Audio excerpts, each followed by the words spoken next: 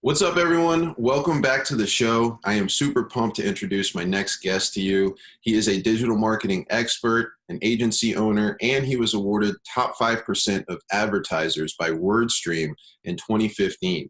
He helps business owners dominate their markets, and he's worked with multiple million-dollar companies with their brand exposure and product sales. Today, he helps people with YouTube advertising, whether they're brand new to the industry or they're scaling their businesses. So please welcome to the show, Erick Silvio. Woo! Happy to be here, man. For sure. Super pumped. Thanks for having me. For sure, man. Yeah, we're definitely glad to have you here, and I appreciate you taking time out of your day to be with us. Hopefully we can extract some of that, experience and some of those stories from you, because you've obviously been on this journey for a little while, which I'll ask you about. But, as I do with all my guests, I was doing a little research before we got started, and I saw your first Facebook Live video on your Facebook page. Yeah. It was a great video, man. Definitely, it's good video for sure. A lot of content that you put on there. But you mentioned something that I think is a really valuable lesson for the people listening right now. And that was like the reason why you did it, which was to get out of your comfort zone. And you kind of said that you really can't grow while you're in your comfort zone. So I was wondering if you could just elaborate on that a little bit for us. Yeah, absolutely. So, when you think about it, you look at so many people these days who do average things, things that are considered normal, quote unquote. Working a 9-to-5 job and going home, watching your TV with your family, and maybe taking a vacation once a year, something like that.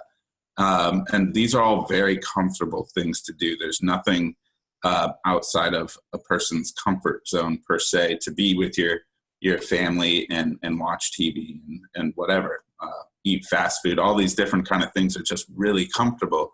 And when you you're never going to grow when you put yourself in these kind of routines. And you'll find that when you start doing uncomfortable things that are not normal for you, you're not going to love it right off the bat.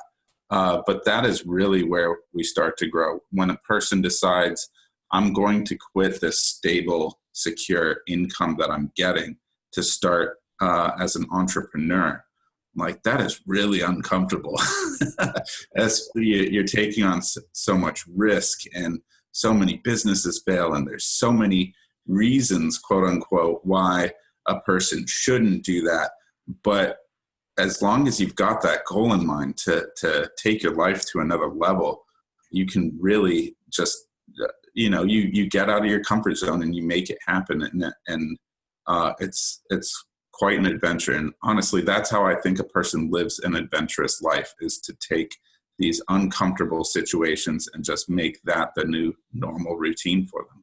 Yeah, I love that, man. And you also mentioned something which is really, ties that in is having a goal, right? Something that you're going after, because there are a lot of people like, if they have that dream and that desire to do something more, like you say, you have to step out of the normal routine of what you've been doing, which, like you say, is going to be uncomfortable. So yeah, again, I just think it's a really valuable lesson, and it's something that has definitely gotten me tremendous amount of growth, both personally and, professionally. It's, anytime I look at an experience and, it's something that just kind of, like you say, doesn't feel right, like almost now I look at it as an indicator that it's something I need to do. Yeah, exactly. It's uncomfortable, and I've gotten used to sort of being uncomfortable now. And, I guess it's one of those things, before you do it, it's very scary, right? But once you start doing it, it becomes easier and easier. And that cliche, getting comfortable being uncomfortable is actually a great way to live. So I think that's really good advice that you said on that video. That's why I wanted to point it out. Thanks, man. I appreciate that. Yeah, for sure. So let's go ahead and back up a little bit. Tell us sort of how you got into business and how you got started as an entrepreneur. And is this something, that you've always like wanted to do in your life, or what sort of started this for you? Yeah, totally. Back in, I guess it was around 2013, it was the funniest thing. I had a boss who I was like an office manager for a company. And I figured out a really cool and interesting way to get more work done more efficiently. And my boss had said, Eric, we don't do things that way. That's just not how it's done. And I was like, what? Like, I showed you how this company could make more money and be more efficient.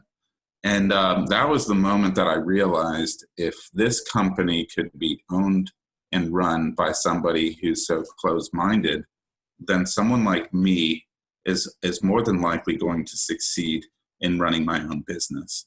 And I literally quit my job with very little income to my name.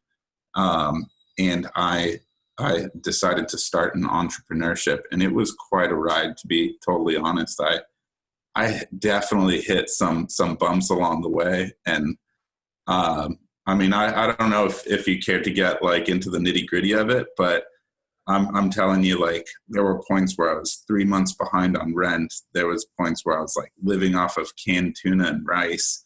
But I never gave up. And I knew that the only way I would ever fail is if I quit.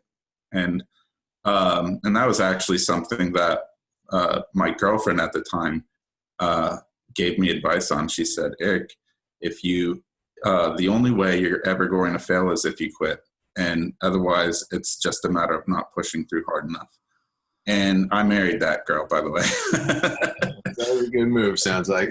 Yeah. And but yeah, and that's totally true. The only way, and I looked at that and I thought about it, I'm like, that's absolutely right. Like, I could quit on this. And if I do quit, that is how I fail. But otherwise, it's simply a matter of just pushing through hard enough. And so I pushed through those really rough times and pulled through in the end with multiple six-figure digital marketing agency, which and it's great. You know, I'm so happy that I had that push and that support that I had, because without it, I might have actually quit. Well, I mean, thank you for sharing that story and being, open and transparent with us, because, it is tough. I mean, you're right. I think it's inevitable. If you're going to start a new venture, you're definitely going to trip up along the way. You just have to learn some things yourself. Right. And that whole support part, though, is super critical. And I love that you mentioned that, because I think it's really important that we surround ourselves with people that do support us. Even if they don't necessarily understand what it is we're trying to do, they support you in a way where, it's go for it. It's just always an opportunity or an optimistic sort of attitude towards, what you're trying to do. Because a lot of times, unfortunately, people have, friends or family or loved ones in their life that don't support them. Right. And, that can be really tough to deal with as well. And I love what she said, and I totally agree with that. The fact that, you only fail when you decide to quit, right? Every other failure, quote unquote failure, is just a learning lesson. It's just, you tried something and you learned a way that it doesn't work. So you move on, So I think that's awesome. And what was your goal? Like, I love the perspective that you had. And actually, it's really interesting when you say, you're looking at your boss while you're in your job. And if somebody is closed-minded and this sort of, short-term like mentality, if they can be successful in a business, then surely I can. I love that perspective. But what was your dream? Like, what was your goal for creating a business for yourself? Yeah, absolutely. So mainly in the beginning, I was looking for a way to, and it's funny because in the beginning, the goals were much like in shorter view than what they are today. Because I just wanted to do something where I could make money from home, and where I could make enough to, ask my girlfriend at the time to marry me and have, a home for ourselves and stuff like that. And I didn't. Romantic. Oh, gosh. Yeah. Well, yeah. I mean, it was kind of like I just needed to get by, and I just needed something that would be fun and allow me to like live life. And at the same time, I was a huge fan of Timothy Ferriss's book, The 4-Hour Work Week. Mm-hmm. And I thought, that would be really awesome to have something that I can kind of, work a little bit and make decent money just working, a few hours a week or whatever. But, as you grow and as you really get into the entrepreneur game, it's so funny how those goals really change, and you start going like, man, like I could easily take a day off anytime I want to. And, not too long ago, I took the family. I have a daughter now, by the way. I took them to Disneyland, and I also make frequent trips to Canada, where my wife is from, and visit their family. And I can do all these things now. But the funny thing is that I love working 80, 90 hours a week, because now I have this thing that's like my baby that I grew from the ground, from blood, sweat, and tears. And I'm like, man, how big can this thing get? So the goals definitely change along the way, and they get bigger. It's a lot of fun. It's an adventure is really what it is. If you want to live an adventurous life, entrepreneurship is where it's at. Yeah, I definitely agree with that, because it takes you to all of these random places and occurrences in life that you wouldn't go otherwise. I mean, look at us right now, right? I mean, and it's a lot. Here we are in different states talking to each other about business and, entrepreneurship. And it's like, I mean, would we have been doing this if we both stayed in our 9-to-5s? Like, absolutely not, Right. Then this is just one of many, many, many opportunities, right, that come along the way. And every opportunity is turns into an experience. If you decide to take action with it, that experience creates lessons and, things that you've learned along the way. And so I think you're absolutely right. Entrepreneurship is the path to an adventurous life. And I love that, your goals have changed, and obviously your vision is getting bigger as you're growing. Is there sort of like what's the big grand goal for your business? What is it you're really trying to do? Yeah, well, I think one of the things that we recently decided was we'd like to hit the Inc. 500 list, which would be cool for digital marketing. And some of I actually have a couple of friends who have done it before. So it's kind of like this thing where, throughout time and networking, you meet people and you see how they're doing things, and you can kind of emulate those things in your own company. So that is one of the big goals at this point. And, just another thing I will say, I've started branching into YouTube advertising quite a bit, and teaching people how to do YouTube ads, and sort of just getting people off their feet and expanding their businesses through YouTube ads. I think it's a really great way to help people and reach a lot of people. And that's probably another big thing is I'd like to have I don't know, I think it'd be great to have a big following of people who were able to quit their 9-to-5 jobs because they learned how to do YouTube ads, which is really easy, by the way. If anybody ever wants to do it, it's super simple. And it's a great way to make money online, is to take someone who's got a billboard, they're paying money for advertising, and just call them up and be like, hey, I could get you traffic for a lot cheaper than what you're paying for that billboard or that TV commercial. And when I get somebody who tells me, Eric, your advice really helped me with my client, that just is awesome. It's like, wow, I literally helped someone take their life to another level just now. Isn't that amazing? Huge. That really is amazing. Yeah.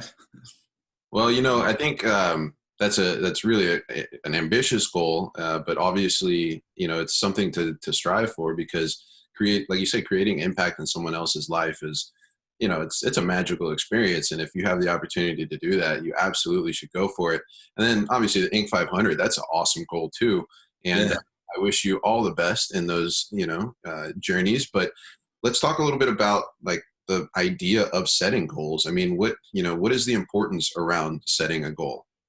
Yeah, absolutely. It's something that you have to strive towards. And the funny thing is I've met some people who have trouble setting goals. And I feel like when you're really comfortable in life, that's when it's hardest to set goals, because you just become complacent. You're content with life. You're kind of like, everything's pretty good right now. What more do I want? And that's like dangerous. Is if you find yourself too comfortable, it can be really hard to get out of that.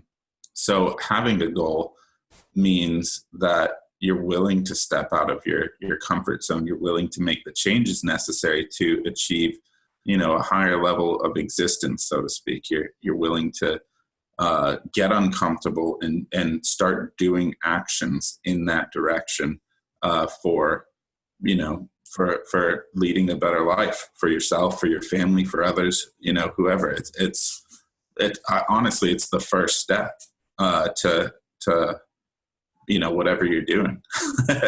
Yeah, right. I love that, man. And it's true. It's got to be the first step, right? Because otherwise, if you are taking action and you're doing things, you don't really know how to sort of take a look and see if you're succeeding or if you're failing, or, there's no benchmark, right, for you to sort of have anything to relate to. So yeah, I think setting goals is obviously very important, and, it gives you something to shoot for, right? And then once you hit that goal, then you can push it on to the next one. So, yeah. So you were talking about, how you're helping people with YouTube ads. And I think this is a great thing to learn. It's a great skill to learn for sure, and can definitely help anybody with a business grow and scale, right? Because the whole idea is to get more attention on your brand. So with YouTube advertising, this is obviously a digital platform. And, this kind of takes us into the next topic, which is the digital landscape. Other than YouTube, what are some things you're excited about? Well, I still do a bit of search engine optimization for companies, and, Facebook retargeting is pretty big as well. And I would say, honestly, Facebook is pretty hot right now as far as like digital marketing companies are frequently asked by companies, hey, can you get ads on Facebook for me? Can you get me leads through Facebook? And the funny thing about that is when we take a look at everything that's happening in digital marketing right now, in 2018, there was 3 times more ad spend on Facebook than there was on YouTube. And that just shows us a couple of things. It shows us that there's way more competition in Facebook. And it also shows us that there's, because there's way less competition on YouTube, the traffic is actually a lot cheaper. And in just last year, I was at a small marketing convention. Only about 200 people were invited to this. And they announced, every year they announce something big, like what's the next big thing that's going to happen in digital marketing. And they said, and left and right, everybody was saying YouTube is where it's at, that it's going to start blowing up. And you look at it, and there are all these courses that are emerging right now in YouTube advertising. And it's pretty incredible to see that everything that they've said is really actually happening. It's really just starting to be ramped up. And that's what gets me really excited about YouTube in particular. As far as the other points of marketing go in digital marketing, everything is still working very well. SEO is not dead, and pay-per-click marketing is not dead. Cool things are happening with Google Ads actually right now with their Google Guarantee program. And of course, Facebook isn't dead either. They're all working great. Instagram's cool too. We just haven't found results quite as good on Instagram for businesses as we do on some of these other platforms. So that's cool. Well, yeah, it's interesting, man. And I think what you said, like the internet is still in its infancy, right? And so is social media. Like to say that any of these channels is dead already, like, I mean, that's like, we're obviously, it's expensive, but television advertising still works, right? Radio ads still work. I mean, like this stuff is going to be around for a long time. And I love that, you're starting to push businesses into, finding ways to start to market themselves on these different platforms. So for like a new entrepreneur or somebody who's just getting started in business, what are some things that they could, like, where should they start in terms of their focus if they're thinking about digital marketing? What would you recommend? Yeah, that's a great question. I think honestly, I feel that YouTube advertising is probably one of the less technical things that a person can do in starting. And we've done Facebook, we've done YouTube, Instagram, search engine optimization, and some of these other platforms can be very technical, and there can be quite a lot to learn in order to get started on them. And this is why one of the reasons why I chose YouTube is because it can be so easy for any person who's never done digital marketing to just go in and just take step by step a few actions that it takes to set up a YouTube ad campaign.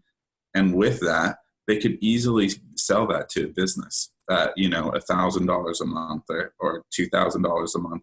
I know companies who even pay as much as $10,000 a month to have their YouTube ads managed.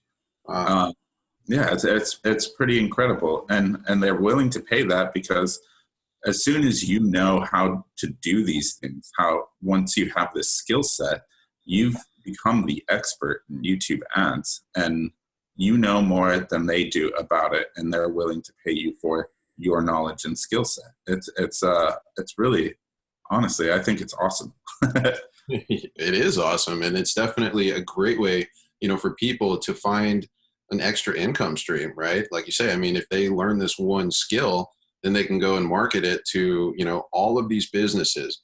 I mean, that's the beautiful thing about marketing and sales. Once you learn these skills and, on particular platforms, right, you start to sort of expand your tool bag.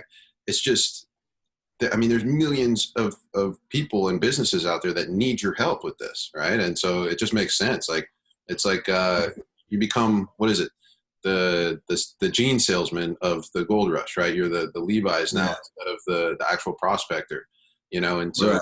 Learning that skill puts you at a great place to start your own business if that's what you're interested in, or if you're trying to market your own business, then obviously there's the inherent opportunity there too from learning how to advertise and market.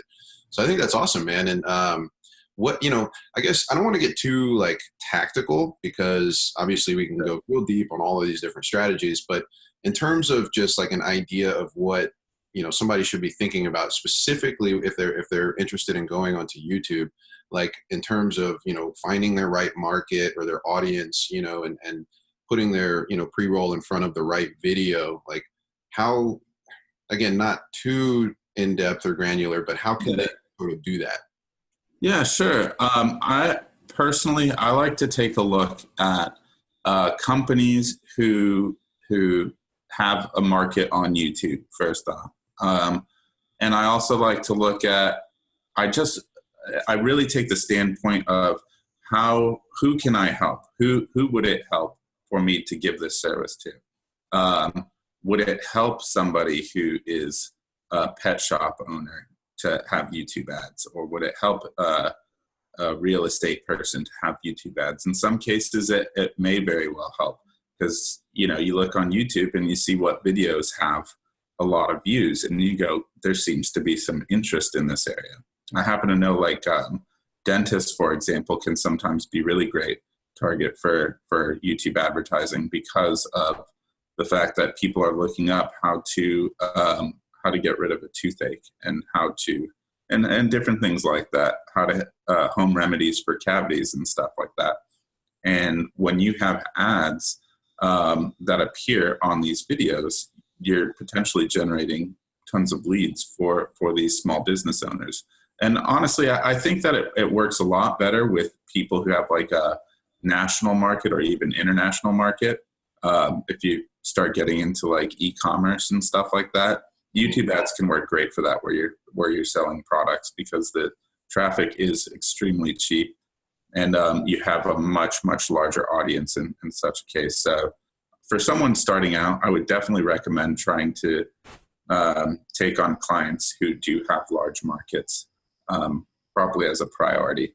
For someone who's not new to YouTube advertising, who's been doing it for a while, you probably have a little more skill set and ability to take on some of these smaller markets with small business owners. But yeah, I that's probably what I'd say my advice is with that. Yeah, that's great. So there obviously is opportunity, like you say, for the world and international markets, because clearly YouTube is international. I mean, there is no, you know, it doesn't belong to any one geographical location. And I guess it seems like it does sound like it'd be a little bit harder and require a little bit more skill to really narrow down a geographic area for, let's say, a local dentist, right? But if the dentist is maybe a chain, then obviously you could work with a company like that. So yeah, that's awesome. Really, really cool advice. And definitely, you know, for all of you guys listening, it's a really great opportunity. As you can hear, it's growing. And YouTube advertising is something that I would recommend you check out as well. So very cool. Well, Erick, let's go ahead and transition into the last subject, which really is that work-life balance. And I'm interested to know, you know, with all of these businesses that you're running, and obviously, like you say, you have a new baby, which congratulations. Thanks. How do you make it all happen? You know, how do you have time for everything? Yeah, I guess you know, it's kind of funny. I would say I'm not super organized in this regard because because I love my work, and I definitely work quite a bit. And what I'll typically do, honestly, is I might work like, for example, 80 hours in a week, and then in the following week I'll try and take like 2 full days off just to be with my family. And then I just personally, I try to get a feel for it, you know. Like, I know she's 1 year old now, my daughter, and she's crazy about me, and it's awesome. I'm crazy about her too. And you know, I can't go like a full day without spending some time with her. So, you know, when I grab a bite to eat or something, I'm usually holding her with me, and we're spending some time together. And I might take an hour or 2 here and there for some playtime. And then, of course, you know, we also make sure every night with that I'm at dinner. I'm always at dinner, and that's family time. And if I'm not, my wife's going to beat me up. So Yeah. I make that go right. And then, of course, you know, if I find that I'm ever getting too busy, I try to make up for that by doing something nice for the family at another point in time, whether it be, you know, flying out on a trip, or you know, even just something as little as a day out on the lake or something like that. So it's something that I guess I just feel it out, and I make sure everybody's happy, because at the end of the day, you know, I don't want my business to run me. I run my business, and I don't want my life to run me. It's important that I'm just taking care of everything that's going on. Awesome, man. Okay. So it sounds like, you know, you let it flow, right? It's like fluid, and you just kind of feel it out along the way, but you have a couple of hard, you know, steadfast rules. Like you say, dinner, you know, you have to spend time. You're not going to go obviously a whole day without spending time with your daughter. That makes sense. And, you know, I think it's cool when you're in a position where, like you say, you love your work, right? Because then it's not really so hard, and it's not like you're grinding, this buzzword of grinding and hustling and like working, you know, all like working your face off, right? Gary Vee style. And Yeah. it doesn't have to be a bad thing if you love what you do, you know. And if you feel like you're not loving what you're doing, then you need to step back and reevaluate what's going on, right? Because clearly there's a cog out of sync. So I love asking this question, and it's because every guest has a different response, you know. And the whole work-life balance, some people don't believe it exists. Some people think, you know, you have to, you know, stick to a certain schedule. They're very organized about things. And then some people are like you, where it's just, you know, I just let it flow, and I feel the different areas of my life. And it sounds amazing, because it sounds like you have everything sort of, I don't want to say under control, because life is never really under control, but you've got your finger on the pulse, right? And that's what's important. Yeah. And honestly, I try to look at the different aspects of my life in different compartments. And I said, there's me, and then there's also like my family, and then there's also my company. And I look at these as like different compartments of my life, and I go, what have I done to take care of me? And what am I doing to take care of my family? What am I doing to take care of my business? And I try not to let any one of these compartments really fall out and become not taken care of. And as long as all these different compartments, so to speak, of my life are being taken care of, then it seems everyone's pretty happy. Well, that's a good thing, man. And I can tell just, by your personality, you seem like you're a very, laid back guy and happy. And like, how do you, you don't seem like you have very much stress in your life. And there's a lot of people that stress just like really consumes them, Like, what's some advice you could give to those people? Like, how could they be more, a little bit more laid back and let things kind of just roll off? Yeah, absolutely. I get that quite a lot, actually, believe it or not. But I would say, one of my mentors in the past gave me advice that he said, with every adversity that comes to us in life, there is a equal or greater opportunity, and that you just have to see the opportunity. And I really took that to heart. And whenever I do come across something that might be making me anxious or stressed out, I always look for the opportunity in the situation. And if I could give a quick example of this, please. When my wife and I got married, we the day after we got married, we were going to go on our honeymoon, and we were in California, in Southern California, and we wanted to go get a car rental. Well, they didn't have a car available for us, and here we were in Temecula, California, and she got so upset, and she's like, I'm like in the middle of nowhere, and we have no car, and we're just like stranded here in this hot heat. And I looked at that, and there were two ways I could have gone about that. I could have just said, like, oh man, she's right, this sucks, and what a hit in life that we're taking right now. But I didn't, and I took a look at it, and I said, well, what can I do about this? What, life's giving me lemons right now. How am I going to make lemonade?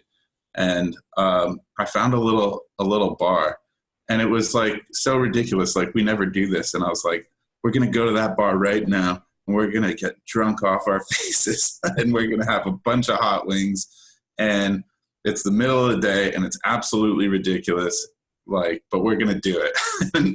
and it turned out, we didn't get completely drunk, but, we ended up meeting a bunch of people, and like, we just kind of were partying during the day at this bar, and it was absolutely ridiculous. And we just made, that might have even actually had been one of the highlights of our honeymoon, as it turns out. And it was, when a person becomes anxious, I feel like anxiety and stress is so pointless, because you're faced with a problem, and not only do you have a problem, but you have this anxiety to deal with now too.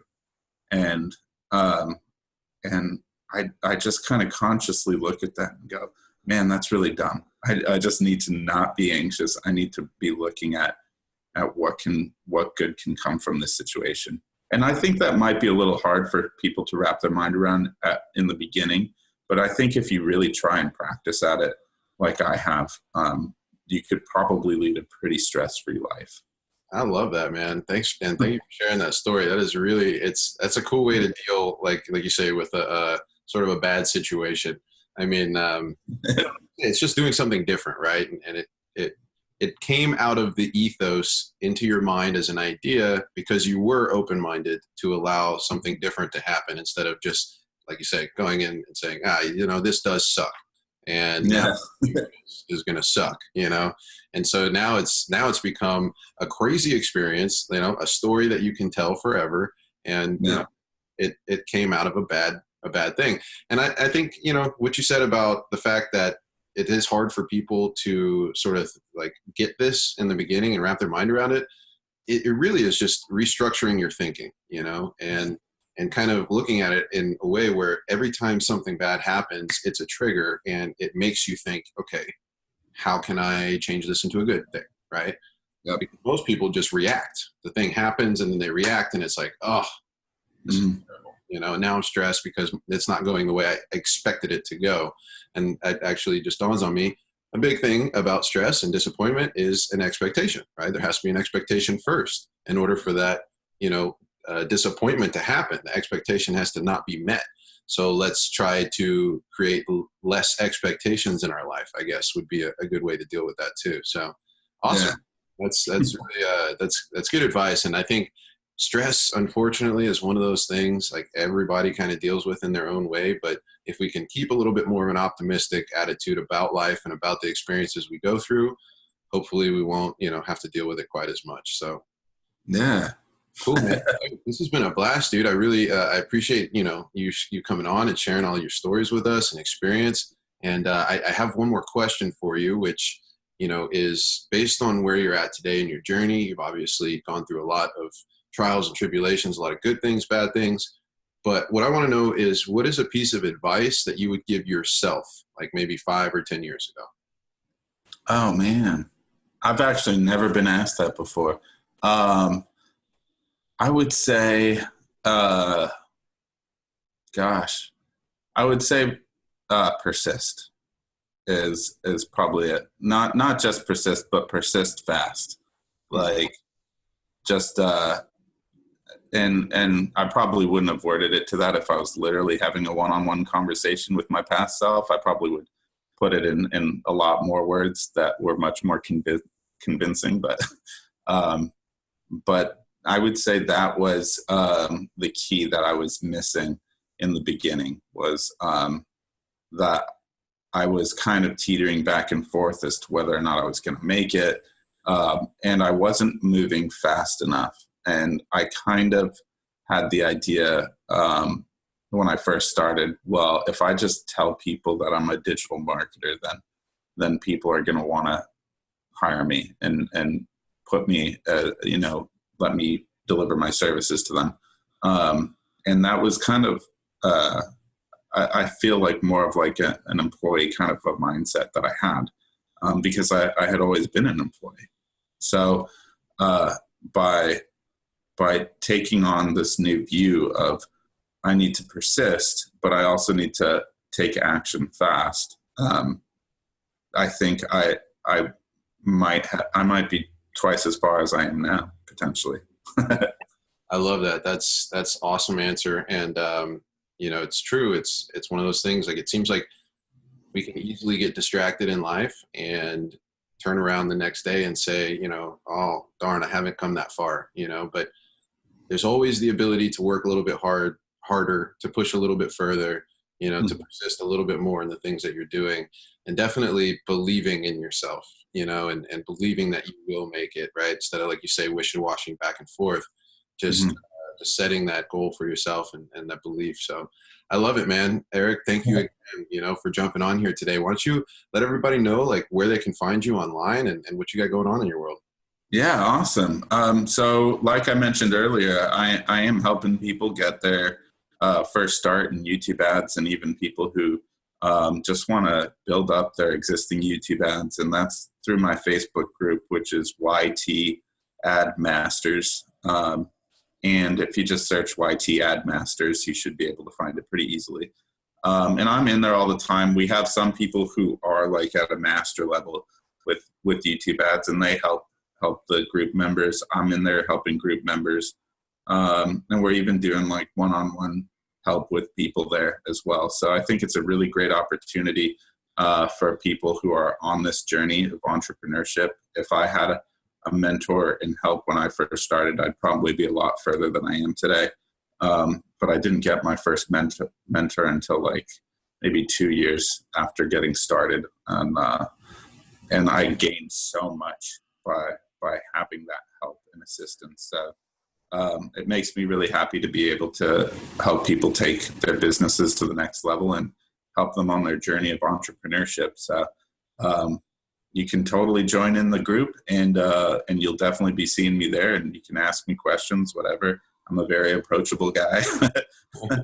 And I try as much as possible to treat every person I meet with the utmost respect and attention that I would give to any other person. So definitely. Yeah, I can feel that, man. You're definitely a genuine dude, and I loved having you on the show.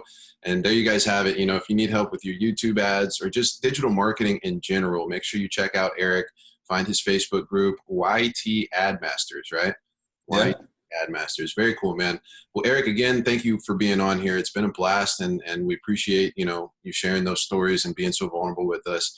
I really think the audience, you know, they're going to find value just in your experience and understanding, you know, kind of the mindset it takes to be successful as an entrepreneur. So definitely appreciate it, brother. We'll Yeah, thank you.